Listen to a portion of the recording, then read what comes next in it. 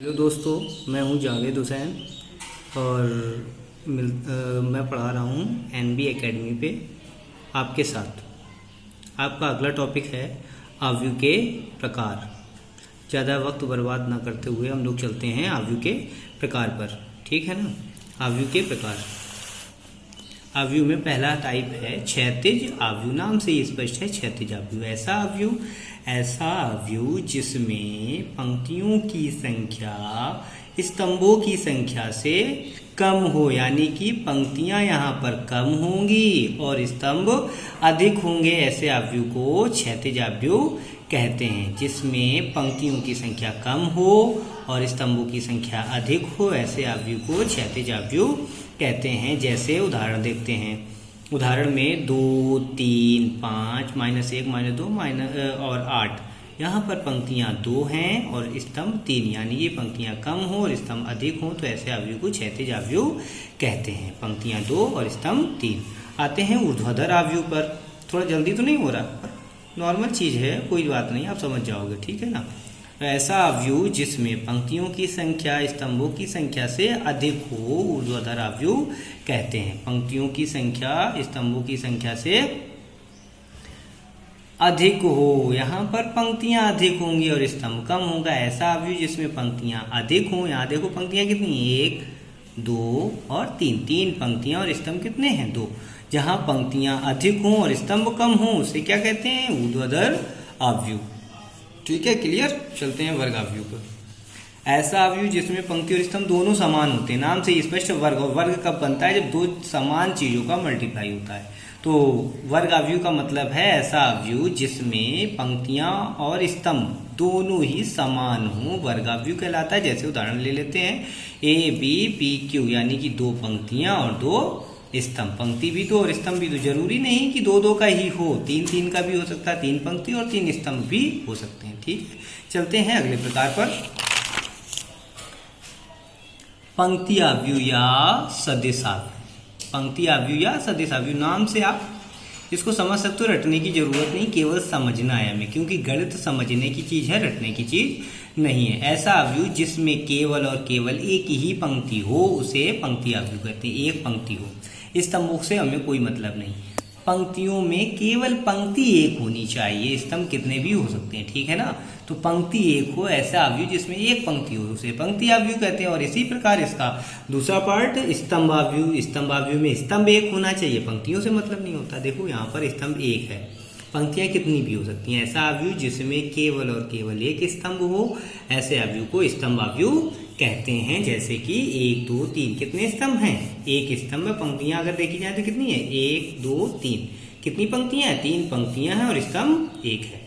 अब चलते हैं मोस्ट इंपॉर्टेंट चीज, मुख्य विकर्ण। ये बहुत अच्छे से देखना होगा, लैंग्वेज से आपको नहीं समझा सकते थे, अगर लिखवाते भी तो आपको पल्ले नहीं पड़ता, इसलिए हमने सोचा कि उदाहरण दे देते हैं, ठीक है ना। ऐसा आव्यूह जिसमें, ये देखो रेड से दर्शाया गया है, रेड बॉक्स से दर्शाया गया है, इसको हम लोग क्या कहते हैं, मुख्य विकर्ण। क्या बोलते हैं, मुख्य विकर्ण। 3, 9, -31, ये जो एरिया है, ये एरिया आपका कहलाएगा मुख्य विकर्ण। इस इधर को मुख्य विकर्ण मत समझ लेना, कह दो नहीं सर जी इसका इधर से भी तो होता है। आयत की आकृति या वर्ग की आकृति से यहाँ कोई मतलब नहीं। यहाँ पर मुख्य विकर्ण आपका कौन सा एरिया होगा, ये एरिया आपका मुख्य विकर्ण होगा, इसके अलावा कुछ भी नहीं, ये कभी नहीं बदलता। अगर कभी भी आपसे मुख्य विकर्ण पूछा है तो इसी एरिया को मुख्य विकर्ण कहते हैं। और हाँ, याद रखने वाली बात यहाँ पर है, मुख्य विकर्ण केवल और केवल वर्ग आव्यूह पे ही प्राप्त किया जा सकता है। यहाँ पर वर्ग आव्यूह है, कै का वर्ग आव्यूह, 3 पंक्तियां हैं और 3 स्तंभ हैं। तो मुख्य विकर्ण आपको केवल और केवल किस पे प्राप्त कर सकते हैं, वर्ग आव्यूह में। तो ये एरिया आपका क्या कहलाएगा, मुख्य विकर्ण। क्लियर है, चलते हैं आगे। शून्य आव्यूह, इसको बताने की जरूरत नहीं है। ऐसा आव्यूह जिसमें सभी अवयव शून्य हो जाएं, जिसमें सभी अवयव शून्य हो जाएं। उदाहरण दिया हुआ है, ऐसा आव्यूह जिसमें सभी अवयव शून्य हो, शून्य आव्यूह कहलाता है। ठीक है, चलते हैं आगे। इकाई या तत्समक आव्यूह, मुख्य विकर्ण से इसका बहुत बड़ा रिलेशन है। ऐसा वर्ग आव्यूह, शर्त है ना, ऐसा वर्ग आव्यूह जिसके मुख्य विकर्ण के सभी अवयव एक हो, अंक जो 1 है यही होना चाहिए, मुख्य विकर्ण पर 1 हो तथा शेष अवयव शून्य हो, इकाई आव्यूह कहलाता है। इसे आई से प्रकट करते हैं। जैसे उदाहरण से देखते हैं, देखो मुख्य विकर्ण वाली जगह पे क्या है, 1 है, मुख्य शर्त है इसकी, इकाई अवयव में शर्त है कि मुख्य विकर्ण वाले जगह पर एक होना चाहिए और शेष अवयव शून्य हो और मेन विकर्ण पर एक हो, इसे इकाई अवयव कहते हैं।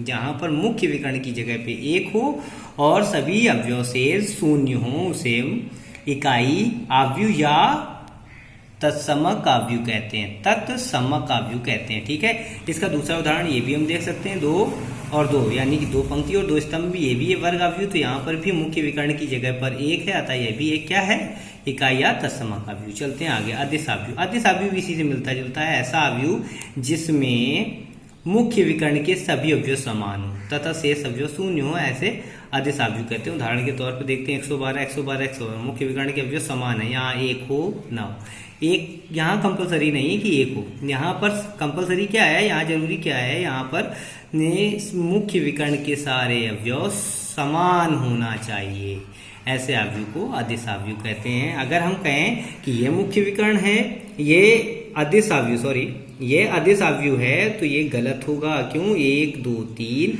यहाँ पर मुख्य विकर्ण के अवयव समान नहीं है, तो ये मुख्य विकर्ण के अवयव समान नहीं है, इसलिए यह अदिश अवयव नहीं होगा। ठीक है ना, अदिश अवयव के लिए जरूरी क्या है, मुख्य विकर्ण के सारे अवयव समान होने चाहिए, और यहाँ पर मुख्य विकर्ण के सारे अवयव समान नहीं है, इसलिए ये अदिश अवयव नहीं है। चलते हैं अगले टॉपिक पे, ऊपरी त्रिभुज अवयव। नाम से स्पष्ट है, नाम पर मत जाइए, नाम है ऊपरी पर त्रिभुज इसमें नीचे बनेगा, तो शून्य के द्वारा नीचे की तरफ जब एक त्रिभुज आकृति रूप बनाई जाती है उसे ऊपरी त्रिभुज अवयव कहते हैं। हाँ, शर्त ये है कि शेष अवयव शून्य नहीं होना चाहिए, शेष में कोई भी अवयव शून्य नहीं होना चाहिए। अगर कोई भी शून्य है तो ये ऊपरी त्रिभुज अवयव नहीं कहलाएगा। ऊपरी त्रिभुज अवयव क्या कहलाएगा, ऐसा अवयव जिसमें नीचे के हिस्से पर, जहां पर ये रखे हुए हैं, आपको याद रखना है, वैसे इसकी कोई जरूरत नहीं पड़ती है, जहां पर ये रखे हुए हैं ऐसे अवयव को क्या कहते हैं, ऊपरी त्रिभुज। देखो त्रिभुज आकृति बना रहे हैं ना 3 त्रिभुज, इस जगह पे अगर कभी भी 0 रखे मिल जाए और पूछा किस प्रकार का अवयव है, तो क्या बताओगे आप, ऊपरी त्रिभुज अवयव। आते हैं निम्न त्रिभुज अवयव। नाम से स्पष्ट, यहाँ पर ऊपर त्रिभुज बनेगा, ऊपरी त्रिभुज अवयव था तो नीचे बना था, निम्न त्रिभुज में ऊपर बनेगा, अपोजिट होता है। ठीक है, अब चलते हैं अवयव के योगफल व अंतर पर। इसको नॉर्मल है, आप जोड़ घटा लेते हो, बस उतना ही बहुत है। a बराबर इतना दिया हुआ है, b बराबर इतना दिया हुआ है, तो पूछ रहा है a + b और a - b। 1 नंबर में ये पूछा जाता है बोर्ड एग्जाम में, ठीक है ना, तो इसको अच्छे से तैयार करिए। और देखिए a बराबर और b बराबर दिया, उसने a + b पूछा है, तो a की जगह पर a की वैल्यू रख दी, प्लस की जगह पर प्लस, जो जहां पर वहीं पे रहने दो, a की जगह पे a की वैल्यू, प्लस की जगह पे प्लस, b की जगह पे b की वैल्यू। और नॉर्मली जैसे कक्षा 2 में जोड़ते हो वैसे ही जोड़ना। पर एक बात यहाँ पर याद रखनी होगी कि यहाँ पर जो अवयव जहाँ पर वो अपने जगह वाले अवयव से जुड़ेगी, जैसे 2 पहले से स्थान पे तो 4 से जुड़ेगा, 2 और 4 6, 3 5 से जुड़ेगा, 5 3 8, 7 1 से जुड़ेगा, 7 और 1 8, -3 और +2 घटेगा, -1। ठीक है, क्लियर, ये आपका आंसर हो गया। अब चलते हैं a - b पे।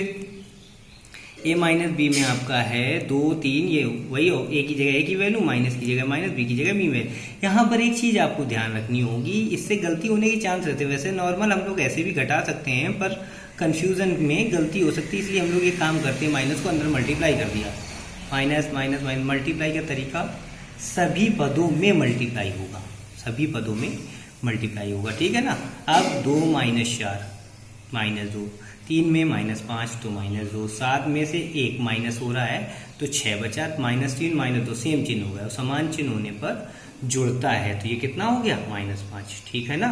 चलते हैं दूसरे उदाहरण पर। अगला उदाहरण हमारा ये दिया हुआ, a दिया b दिया, तो a - b पूछा, a की जगह पे a की वैल्यू, b की जगह पे b की वैल्यू, फिर से वही तरीका, माइनस का मल्टीप्लाई सभी में कर दिया, तो जो प्लस के थे वो सारे माइनस के हो गए, जो माइनस वाला है वो काहे का हो गया, माइनस, बाकी जगह चिन्ह बदल जाएगा, तो जो प्लस के वो माइनस के और माइनस वाला प्लस का। अब जोड़ते हैं, 1 में -6, जानते हो घटेगा, क्यों, क्योंकि चिन्ह अलग अलग हैं, -5, 2 - 7 -5, फिर यहाँ पर -5 और -8 13, 6 में से 1 घटेगा तो कितना हो जाएगा, 5, 7 में से 2, इसी प्रकार घटा लेंगे। ठीक है, आंसर हो गया है आपका। ठीक, ओके, थैंक यू।